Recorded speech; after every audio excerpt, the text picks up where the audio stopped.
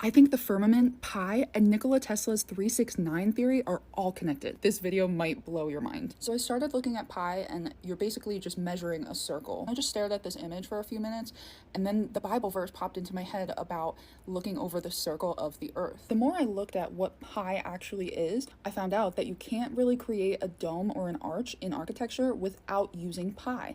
So then I started to think, are they measuring the firmament with pi? And then for some reason I kept thinking of Nikola Tesla's 369. So in Kings 7:23 it says, "Then he made the sea," I think this is the waters above, "of cast metal. It was round 10 cubits from brim to brim and 5 cubits high, and a line of 30 cubits measured in circumference." So I started plugging numbers into pi to see if these worked. Stick with me, this is all gonna pull together and it's crazy. I had ChatGPT run the math on 3.33 repeating instead of the 3.14 number. For a circle with a radius of 10 units, when you replace pi with 3.33, it converts to 66.6. So the biblical value of pi as derived from 1 Kings 7:23 and 2 Chronicles 4:2 appears to be an approximation of 3, but some interpretations suggest it might imply a slightly more precise value, such as 3.3 repeating. So it says the verse doesn't account for the basin's thickness if the measurement of 10 cubits refers to the outer diameter and the circumference of 30 cubits refers to the inner circumference. The true ratio would increase slightly. And here it just breaks down the math. Keep in mind, this is the quantum computing model,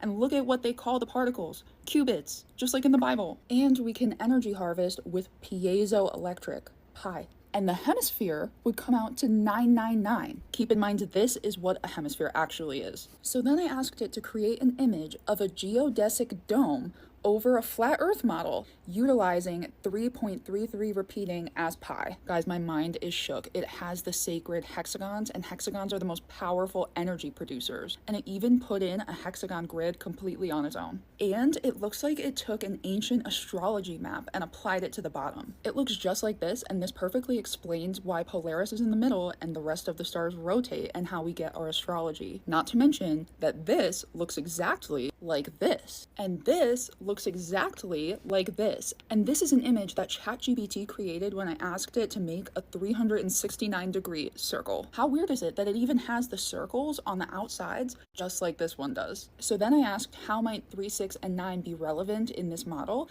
And it says 3 as the central point from which all else radiates. 6 could represent intermediate points or radial lines dividing the Earth into sections similar to a hexagonal layout. 9 could symbolize the outer edge or boundary often associated with the ice wall, making the completion of the structure. Which made me think of the black hole sun model that states that all of creation comes from the North Star, and the black hole sun, like,